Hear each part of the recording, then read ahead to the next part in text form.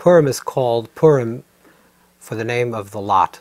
The name Purim in the ancient language of Persian or Akkadian is the word that represents lottery.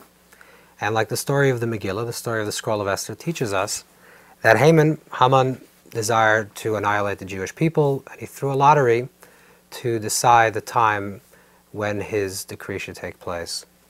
So this is the simple reading of what the story of the Megillah, the story of the scroll of Esther is, that it's called Purim for the name of the lottery. In general, the inner structure of the Megillah story and the inner structure of the Purim narrative is a battle between a concept, a consciousness of randomness versus an awareness of purpose and the opposite of random. And if we look through the story, we'll see that Haman represents the quality of randomness, that things are like a lottery, which in a lottery, it's not dependent on a person's initiative or a person's participation in the lottery. It's just a lottery, and if you win, you win. If you lose, you lose. And because Haman represents this quality of randomness, he becomes the embodiment of the attribute and the nationhood of Amalek. Amalek, the Kabbalistic reading of the word Amalek is that it has the same numeric value for the word Safek, which is doubt. And doubt means uncertainty and things that are random. The opposite of that is the certainty and the positive purpose that we see in our lives. And the story of Purim, on a very simple reading, would be that if you look through the narrative of Purim, you'll see that there's nothing miraculous occurs in the story of Purim.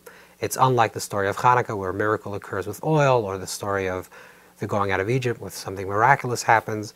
Nothing miraculous happens. In fact, it seems to be a straight-out narrative of natural events, where there's a very powerful king that on the advice of his advisor kills his wife, and then this advisor advises him to kill another people, and then on the advice of his new wife decides to kill his advisor. And it's just a natural progression of a very beautiful and interesting novel. In fact, so much so does this appear to be a natural event that the name of Hashem, God's name, the infinite, Yud-Kei Vav-Kei, does not appear in the Megillah at all. So, overall, when we look at life, there are two perspectives, two ways we can see things. We can see things the way they appear to be in its randomness, that things are unrelated and unconnected to each other, and these are just random events that happen to you. Something happens today, the next thing, another day, something happens to you, and these things are not connected with each other. The story of Purim, which represents the undoing of this randomness, of the suffix, of the doubt, is to see purpose and to see meaning. And this, because we come from that place of doubt and uncertainty, this allows us to be joyful, because there's no greater joy than the resolution of doubt and uncertainty. A simple example is you don't know where your keys are, and you're trying to leave the house, and then you find your keys, and there's a great joy, because the joy is reclaiming something that was lost and it was uncertain where you're going to find it, and then you find it. But if this is the case, and this is what the story of Purim is all about finding within the natural, within the events of the natural, to finding the hand of Hashem, within the randomness, to finding the purpose. And that would be understood also in terms of what Esther, the name Esther is, which literally means Estar, from the Akkadian word which means a star, which also is related in the Hebrew to the word Esther, which is hidden. So Hadassah, which is the original name of Esther, hides her identity. She lives as a queen of Ahasuerus, the mighty king, hiding her identity, and she hides her identity in such a way that she even calls herself a name that actually also means hidden. So it's a double level of hiding. And the story of the Megillah, which the word Megillah in Hebrew means to reveal. Megillah is revealing, Esther is the hidden. So Megillat Esther, the revealing of the hidden, is to reveal the hand of Hashem, the hand of God, within the details of the natural. But if this was the case, and this is what we're celebrating on Purim, and that would be it, then we should actually call Purim not Purim, which would suggest randomness, because that's the idea of a lottery, but the opposite. We should call Purim a name that suggests the opposite of a lottery. Now, there is another interpretation from the Radak and others that say that the word Purim has nothing to do with the word lottery, and it has to do with the Hebrew word for lefarer, which is to break asunder, to break apart, which is a decree, a negative decree, and that was broken apart. But if the literal interpretation of the word Purim is related to the lottery, why call the miracle, or why call the holiday that we celebrate on the name that represents randomness? If the whole idea of Purim is to see within the randomness, within the doubt, within the uncertainty, to see the certainty, to see the purpose, then we should call Purim by its name that suggests something of purpose. And the deeper teaching of this is that there are two ways how do we relate to uncertainty in our life, and the idea of doubt, of being uncertain about certain events and appearing, and that life appears to be in its random state. And transformation can occur on two levels. One level of transformation is when you come from a place of certainty.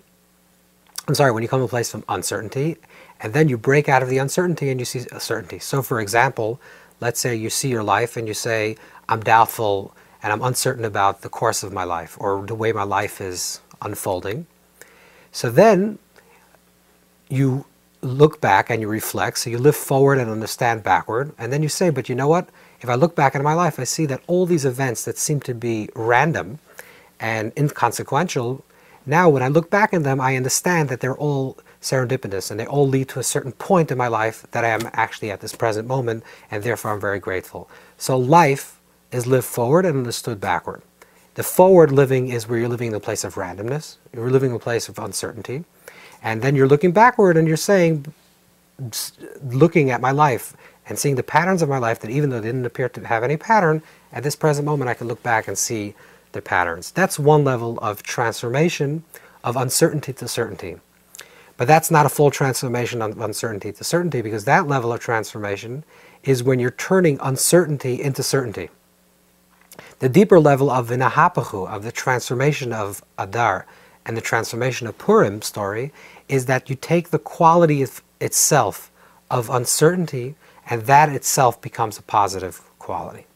The ulai, which the Zohar says maybe, which is the level of Shechina, is itself that something that becomes a powerful tool in our spiritual growth.